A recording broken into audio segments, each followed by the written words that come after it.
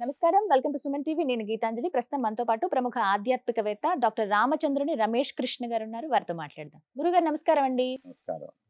ఏదైనా ఒక పని అనుకున్నప్పుడు ఆ పనులు జరగట్లేదు. దీనికి కారణం ఖచ్చితంగా ఆ దేవుడికి మన మీద కోపం వచ్చింది. ఎందుకు అనంటే ముడుపు కట్టాం, అవి స్వామికి సమర్పించలేదని, అలాగే ఏదైనా మొక్కి అవి తీర్చలేదని, అవి తీర్చలేదు కాబట్టే దేవుడు ఇలా మా మీద పగబట్టాడని చెప్పి చాలా మందిలో ఇదొక భావన ఉంటుంది. అంటే ఏదైనా కోరిక కోరుకుని అది తీరిన తర్వాత మొక్కు చెల్లించకపోతే, అలాగే ముడుపులు కట్టి సమర్పించకపోతే, వస్తాం ఇగ ఆలయానికి అని చెప్పి రాకుండా ఉంటే దేవుడికి కోపం వస్తుందా? మనల్ని శిక్షిస్తాడా? మనకి జరగాల్సిన పనులన్నీ ఆపేస్తాడా? ఇంతేనా అని చాలా మంది భావన అండి. ఏం చెప్తారు? నిజంగా అలా జరుగుతుందా? ఈ మనిషి దేవుడి గురించి ఆలోచించేటప్పుడు హ్మ్. మనం ఎలా ఉంటామో ఆయన కూడా అట్లానే ఉంటాడు అని అనుకుంటాడు. హ్మ్. అది వచ్చిన చిక్కంతా ఇక్కడ, అంతకన్నా ఇంకేం లేదు. మనం ఎవడన్నా ఒక మాట చెప్పాడు అనుకోండి, హ్మ్. ఆడు చెప్పిన తర్వాత ఆ పని చేయలేదనుకోండి, మీరేం హ్మ్. చేస్తారు? వాడిని తిడతారు, వాడిని కొడతారు. ఆ? హ్మ్. ఇంకా ఈ కోపం ఎక్కువగా ఉంటే వెనకాల నుంచి పోయి ఏదైనా నరుకుతారు, అమ్మో! ఏమైనా చేస్తారు. హ్మ్. ఇప్పుడు నువ్వు ఇవన్నీ చేస్తున్నావు కాబట్టి హ్మ్. ఇవన్నీ తీసుకుపోయి స్వామికి అంటగట్టేస్తున్నాం మనం. హ్మ్. ఆయన కూడా ఇంతేను. నేను మొన్న ఆ మాట చెప్పాను కదా ఆయనకి. నేను దర్శనం చేసుకుంటానన్నాను కదా! హ్మ్. కాబట్టి దర్శనం చేసుకోలేదు కదా! ఆయన కోపం వచ్చేసింది. హ్మ్. అందుకని నేను ఇవాళ స్కూటర్ మీద పోతుంటే నా స్కూటర్‌కి యాక్సిడెంట్ చేశాడు ఆయన అంటాడు. దేవుడికి పాపం పని పాట లేదు ఇంకా. చాలా మంది నోటికి తెలుసు. ఇవన్నీ కూడా మనం చెప్పేసుకుంటున్నాం అన్నమాట దేవుడి గురించి. అంటే చెప్తారు. తిరుపతి వెళ్దాం ఎప్పుడు అనుకున్నాము. హ్మ్. ఈ నెల హ్మ్. దాటిపోయింది ఎళ్ళలేదు. అవ్వలేదు. సంవత్సరం అయిపోవస్తుంది. ఆ! మనం దానివల్ల వెళ్ళలేదు. మా ఇంట్లో ఇన్ని ఇవి జరిగిపోయినాయి. ఆ! ఈ ఉపద్రవం వచ్చేసింది. అదొచ్చింది, ఇదొచ్చేసింది. పనులవ్వట్లేదు. దీనంతటికి కారణం ఆయనే అంట. ఇందులో రెండవ విషయం ఏంటంటే నీలో ఉండేటువంటి ఆ న్యూనతాభావం. హ్మ్. అంటే నేను చేసినటువంటి పని అంటే నేను కదా వాగ్దానం చేశాను. దేవుడు అడిగాడా అండి మిమ్మల్ని ఏమన్నా వాగ్దానం చేయమని? ఆయన లేదు. ఏమన్నా అడిగాడా నువ్వు ముడుపు కట్టమని? హ్మ్. ముడుపు కట్టింది నువ్వే. హ్మ్. నువ్వు ముడుపు కట్టుకొని, హ్మ్. నువ్వు వాగ్దానం చేసి, హ్మ్. నీ వాగ్దానాన్ని ఎవరు బ్రేక్ చేశారు? నువ్వే బ్రేక్ నేనే చేసుకున్నావు. చేశాను. హ్మ్. చేసుకున్న తర్వాత నీ మనసులో ఆ పాప భీతి అనేటువంటిది నీకే కలిగింది. హ్మ్. అమ్మో! నేను చేసింది తప్పు. హ్మ్. కాబట్టి ఈ తప్పు నువ్వు చేసుకున్నావు గనక, హ్మ్. ఈ తప్పు వల్లనే నాకివన్నీ జరుగుతున్నాయి అనే భావం నీ మనసులో ఉంది. హ్మ్. అంతేకాని భగవంతుడు ఎప్పుడూ కూడా ఎవ్వరిని ఈ విధంగా శిక్షించడు. హ్మ్. ఆయన ఎంత కరుణాస్వరూపుడి అంటే హ్మ్. తన భార్యను ఎత్తుకుపోయినటువంటి రావణాసురుణ్ణే వాణ్ణి సంహరించేటువంటి అవకాశం చేతికొచ్చినా కూడా ఒరేయ్ రావణాసురా చేతిలో ఆయుధం లేదురా నీకు హ్మ్. హాయిగా పోయి రాత్రంతా రాజ్యాన్ని పరిపాలించుకొని రేపు ఉదయం తిరిగిరా హ్మ్. ఆయుధాలు పట్టుకొని అన్నాడు. హ్మ్. ఎందుకన్నాడు ఆ మాట? కనీసం ఇప్పుడు ఓడిపోనంత వరకు కూడా వీడి మనసులో రాముడిని నేను జయించగలననేటువంటి గర్వం ఉండింది. హ్మ్. ఇప్పుడు ఓడిపోయాడుగా. హ్మ్. ఓడిపోయిన తర్వాత అన్న మనసు మారిపోతుందేమో. హ్మ్. రేపు ఉదయం వచ్చి అయ్యా నా వల్ల తప్పైపోయింది, హ్మ్. నేను సీతమ్మని తీసుకుపోవటం తప్పు అని కాళ్ళు ఎక్కడ పట్టుకుంటాడో హ్మ్. పట్టుకుంటే వదిలేద్దాం అనుకున్నాడు. ఆ! కానీ అలా జరగలేదుగా. అప్పటికి కూడా వాడి బుద్ధి మారల. ఇక హ్మ్. అప్పుడు మారకపోతే ఎవడైనా ఏ దేవుడైనా చేసేదేం లేదు. హ్మ్. అంతేగాని నేనేదో ముడుపు కట్టాను కట్టంగానే నేను పోయి ఇది చేయలేదు కాబట్టి దేవుడు నన్ను శిక్షిస్తాడు అంటే అలా శిక్షించేవాడు లేకపోతే ఇటువంటి భావాలన్నీ కూడా మనసులో పెట్టుకునేవాడు ప్రభువు ఎప్పుడూ కాదట. హ్మ్. ఆయన కరుణామయుడైనటువంటి వాడు.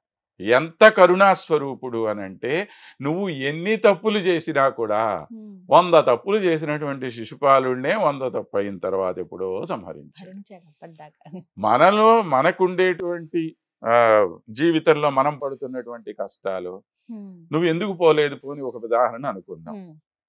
ముడుపు కట్టావు పోలేకపోయావు. హ్మ్. దేమిటి కారణాలు? నీ ఆరోగ్యం బాగాలేకపోవచ్చు, హ్మ్. సమయానికి డబ్బు లేకపోవచ్చు, అది అంతే ప్రధాన కదండి. కారణం అవుతుంది. అవును. లేదా ఇంట్లో ఇంకెవరికన్నా ఇబ్బందులు కలిగి ఉండొచ్చు. హ్మ్. ఒక 5, 6 రీజన్స్. హ్మ్. వీటిల్లో నీకు అంటూ నువ్వు నీ అధీనంలో ఉన్నవి ఏమన్నా ఉన్నాయా? ఏమీ లేవు. హ్మ్. ఇవాళ నీకు డబ్బు రాలేకపోతే నువ్వేం చేస్తావు? నీ పరిస్థితి అట్లా ఉంది. అంతే. అనుకున్న డబ్బు నీ చేతికి రాలా, అందుకని ప్రయాణం చేయలేకపోయావు. హ్మ్. ఆరోగ్యం నీ చేతుల్లో ఏమి లేదు. అనారోగ్యం పాలయ్యావు. నువ్వేం హ్మ్. చేయగలుగుతావు?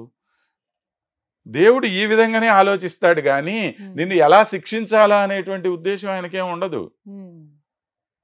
కానీ అదే. అదేంటో ఇలా జరిగిన తర్వాత అంటే ఉమ్. ఒకవేళ ముడుపు కట్టడం ఆలస్యమైన ఏమన్నా ఇవ్వడం అయితే ఏదో ఒక చెడు జరుగుతుందండి. కానీ అవి దేనికి సంకేతం? ఎందుకు అలా జరుగుతాయి? సంకేతాలంటే సంకేతాలు మీరు మలల్చుకుంటున్నారండి. అది నేను అంతే. చెప్పటము. హ్మ్. ఆ సంకేతం ఏదైనా కావచ్చు. ఇప్పుడు మన ఇద్దరం మాట్లాడుతున్నాం అనుకోండి. హ్మ్. ఉన్నట్టుండి నాకు తలకాయ నొప్పి వచ్చింది అనుకోండి. హ్మ్. అబ్బా! నాకు తలకాయ నొప్పి వచ్చిందని నేను లేచి పక్కకెళ్ళిపోతే, హ్మ్. ఈ తలనొప్పి ఎందుకు వచ్చిందంటే నేను వెంకటేశ్వర స్వామి గురించి ఏదో తప్పు చెప్పాను అందుకే నాకు వచ్చింది అని నేను అనుకోవచ్చు. హ్మ్. లేదా మీరు ఆ మాట అనొచ్చు. హ్మ్. మీరు ఇంకో 10 మందికి పోయి చెప్పొచ్చు కూడా ఈ మాట. హ్మ్. ఏవైనా జరగచ్చు కదా! హ్మ్. ఆ తలనొప్పి నాకు ఎందుకు వచ్చిందంటే నేను నిన్న టాబ్లెట్ వేసుకోకపోవటం వల్ల వచ్చిందేమో. మీకు తెలుసా ఆ విషయము? లేదు. తెలీదు. కాబట్టి దీన్ని మీరు ఈ విధంగా ఊహించుకుంటున్నారు అంతే. పెద్దగా ఊహించుకుంటున్నాం. ఏదో పెద్దగా మనంతట మనం ఊహించుకోవటమే కానీ హ్మ్. అలాంటి చిన్న చిన్న వాటికి మనకి ఏమి ఆయనగా అపకారం చెయ్యడు. హ్మ్. కానీ నీలో ఉండేటువంటి న్యూనతాభావం ఏదైతే ఉన్నదో హ్మ్. దాంతోటి నువ్వు అలా ఊహించుకుంటావు. నీలో ఆ భయం అనేటువంటిది ఉండటం కూడా మంచిదే నేను అడిగితే. హ్మ్. ఎందుకంటే మనం ఒకసారి మాట ఇచ్చిన తర్వాత మాటను పాటించమనే కదా భగవంతుడు అంటాడు. అవును. ఎవడైనా సరే మాట హ్మ్. ఇచ్చిన తర్వాత. హ్మ్. కానీ భగవంతుడు ఎప్పుడైనా కోరికలతో నా దగ్గరికి రమ్మని చెప్పాడా? ఇది అసలు మౌలికమైన విషయం. ఎప్పుడు చెప్పలా ఆయన. ఎప్పుడు చెప్పరు. అవును. సర్వధర్మాన్ పరిత్యజ్య మామేకం శరణం వ్రజ అన్నాడు ఆయన. హ్మ్. అన్నీ వదిలేసి నా దగ్గరికి రా అన్నాడు. హ్మ్. మనం ఇంత పెద్ద లిస్టు తయారు చేసుకొని వెళ్తాం తీసుకొని అక్కడికి. పోతున్నాం ఆయన దగ్గరికి. అవును. అంటే నీ ఉద్దేశం ఏంది? హ్మ్. ఆయనకి తెలియదు నాకేం కావాలో. హ్మ్. నేను నేను పోయి అడగాలి. చెప్తే గాని హ్మ్. ఆయనకి తెలియదు ఈ విషయం అని అనుకుంటున్నావు. హ్మ్. ఇప్పుడు ఎవరిని తక్కువగా అంచనా వేశారు? దైవం. నువ్వు భగవంతుడిని తక్కువగా అంచనా వేశావు గాని భగవంతుడు నీ గురించి ఏమనుకోవట్లేదే. హ్మ్. ఎప్పుడు ఏ అన్నీ సమయంలో ఏమివ్వాలో తెలిసినటువంటి ఆయన హ్మ్. ఎప్పుడు ఏది ఇస్తే మంచిది అని ఆయనకి తెలియదా? హ్మ్. తెలిసినవాడు కదా ఆయన చేస్తాడు. ఆయన ఏది ఇస్తే అదే మంచిదని నువ్వు అనుకోవాలి కదా! హ్మ్. నేను అడిగాను కాబట్టి ఆయన ఇవ్వలేదు అనంటే ఎవరిది ఇక్కడ తప్పు? హ్మ్. పిల్లవాడు నిప్పు దగ్గరికి పోతున్నాడండి. హ్మ్. పోతూ ఉంటే ఆ నిప్పులో చెయ్యి పెట్టాలి. ఆడికేదో కణకణ మండుతూ కనపడింది. హ్మ్. భలే ఉందే దగ్గరికి పోయి పట్టుకుందాం అనుకుంటున్నాడు. తల్లి హ్మ్. ఏం చేస్తుంది? ఆపుతుంది. ఒరేయ్ పట్టుకుంటే నీ చెయ్యి కాలుతుంది. అది హ్మ్. నీకు తెలీదు. కాలుతుందని తర్వాత ఎప్పుడో తెలిసిన తర్వాత ఏడుస్తావు నువ్వు. హ్మ్. అంతకు ముందే ఆ విషయం తెలిసినటువంటి తల్లి పక్కనుందా? హ్మ్. తల్లి ఏం చేస్తోంది?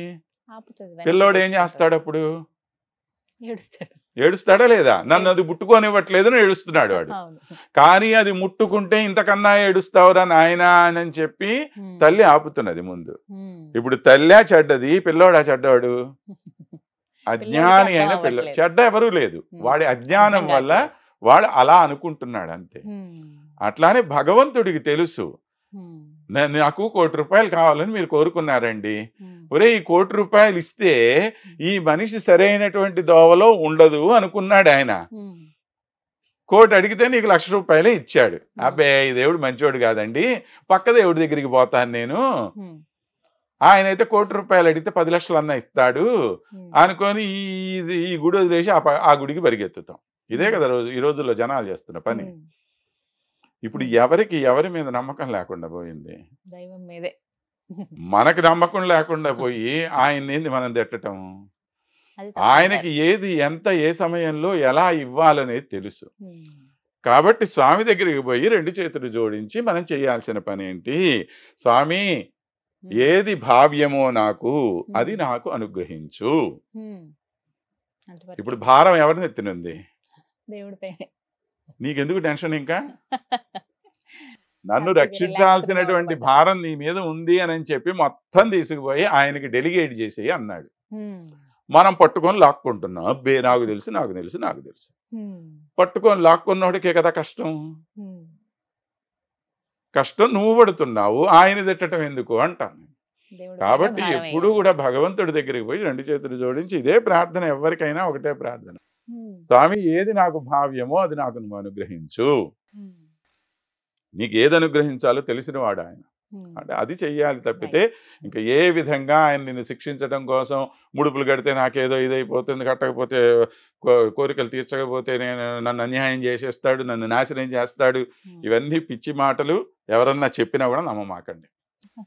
అంతే. రైట్. థాంక్ యూ ఎందుకంటే సార్. కొంతమంది దాన్ని అవకాశం తీసుకొని చెప్పేవాళ్ళు కూడా ఉంటారు. అవును. అది అసలు మన నమ్మనే అవసరం లేదు. ధన్యవాదాలు సార్. నమస్తే.